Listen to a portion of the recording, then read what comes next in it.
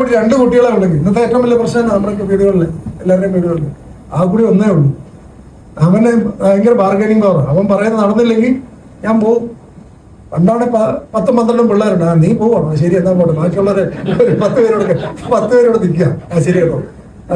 ഒരാളൊന്നും ഒരു ദിവസം വീട്ടിൽ വന്നതിനെ പോലും പലരും അറിയില്ല. അവൻ വന്നില്ലായിരുന്നു അറിഞ്ഞില്ല. കാരണം ഇവിടെ 10 പേരുണ്ട്. ഇതിനൊക്കെ ആരാ നോക്കാറുണ്ട്? ഇന്നത്തെയാണ് മറ്റവൻ ബാർഗൻ ചെയ്യാം.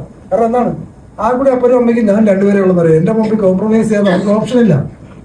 അപ്പൊ എന്താണ് ഇതിന് മരുന്നെന്താ ഉള്ളത്? നിങ്ങൾക്ക് ഓപ്ഷൻസ് ഉണ്ടാവും. അവൻ തീരുമാനിച്ചാലേ അവൻ വളരുള്ളൂ. നമ്മൾ പാല് കൊടുത്ത് വളർത്തിക്കൊണ്ടിരിക്കാൻ പറ്റില്ല.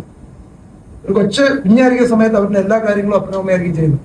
ഇത് കഴിഞ്ഞാൽ അവൻ തന്നെ നടന്നു തുടങ്ങി തന്നെ വീഴും പറഞ്ഞ് നടക്കാതിരിക്കുവാണെങ്കിൽ കുറച്ച് കഴിഞ്ഞ് ആനയൊക്കെ എന്താ ചെയ്യുന്നറിയാം? പല ജീവികളും നമ്മൾക്ക് പ്രകൃതിയിൽ പഠിക്കാന്ന് പറഞ്ഞാൽ ആനയൊക്കെ എന്താ ചെയ്യുന്നറിയാം? ഒരു കൊച്ചുണ്ടായതിനു ശേഷം ഒരു മിനിമം ടൈമുണ്ട്. ആ ടൈമിനകത്ത് ആ കൊച്ചത് ചെയ്തിട്ടില്ലെങ്കിൽ അവർ മാക്സിമം കൂടെ കൂട്ടാൻ നോക്കും. ഇവനെ ഡെവലപ്പ് ചെയ്യാൻ പറ്റിയാൽ ഇവൻ തന്നെ ഡെവലപ്പ് ചെയ്യുന്നില്ല എന്ന് കണ്ടു കഴിഞ്ഞാൽ അവരെ ഉപേക്ഷിക്കും, കളഞ്ഞു. ഇതെല്ലാ ജീവികളും ചെയ്യുന്നു. അവൻ തന്നെ വരുവാണെ വരട്ടെ, മാക്സിമം ശ്രമിച്ചു, നടക്കുന്നില്ല, ശരി ആയിക്കോട്ടെ, അവരെ വെട്ടിച്ചിട്ട് ആ കൂട്ടം പോവാണ്. ഇവന്റെ പറയുന്നത് മറ്റവർക്ക് ആഹാരം കഴിക്കാൻ പറ്റിയല്ല. അതുകൊണ്ട് പരമാവധി നോക്കിയതിന് ശേഷം ശരി ആയിക്കോട്ടെ, അവന് രക്ഷയിൽ സർവൈവ് ചെയ്യുന്ന അങ്ങനെയുള്ളവരെ ഈ കടുവയൊക്കെ പിടിക്കുന്നത്.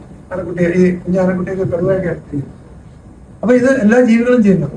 മാക്സിമം ശ്രമിക്കും, മാക്സിമം മനുഷ്യൻ മാത്രമേ ഇതിനെ കൊണ്ട് ആശുപത്രി പോയി ട്രീറ്റ് ചെയ്തുകൊണ്ടൊക്കെ ഇരിക്കുന്ന മനുഷ്യൻ മാത്രമേ ഉള്ളൂ. മറ്റവരൊക്കെ അവര് ലിവിങ് ഒരു മെക്കാനിസം, ഒരു ഇൻബിൽറ്റ് സാധനമാണ്.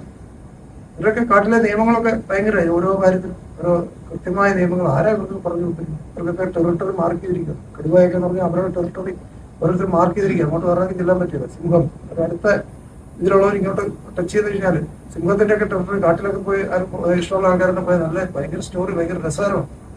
സിംഹത്തിന്റെ ഒക്കെ കൊച്ചിനെ ഒരു വേറെ ഗ്രൂപ്പിൽ നിന്ന് വരുന്നവരെ അക്സെപ്റ്റ് ചെയ്തില്ല. വേറെ കൂട്ടത്തിൽ അഭയം കൊടുക്കും. ആർക്കാന്നറിയോ? പ്രഗ്നന്റ് ലേഡീസിന് മാത്രം. അപ്പൊ ഇന്ന നിയമങ്ങളാണ്. പ്രഗ്നന്റ് ലേഡി ആണെങ്കിൽ അവരുടെ ടെറിട്ടറിയിലേക്ക് മറ്റേ ഗ്രൂപ്പിൽ നിന്ന് ഒരു പ്രഗ്നന്റ് ലേഡി വരുവാണെങ്കിൽ അവര് പെർമിഷൻ കൊടുക്കും. വേറെ ആരും അതിനകത്ത് കയറ്റി. പ്രഗ്നന്റ് ലേഡി ആണെങ്കിൽ കൺസർവേഷൻ ഉണ്ട്, അവർ സപ്പോർട്ട് ചെയ്യും. പക്ഷേ കണ്ടീഷൻ ഉണ്ട്.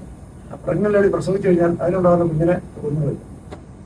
ഞങ്ങളുടെ ബ്ലഡ് മാത്രമേ ഈ കൂട്ടത്തിൽ വേറൊരാളുടെ ബ്ലഡ് ഇതിനകത്ത് വന്നാൽ ലോകത്ത് ത്രെട്ടാവുന്നുള്ളൂ.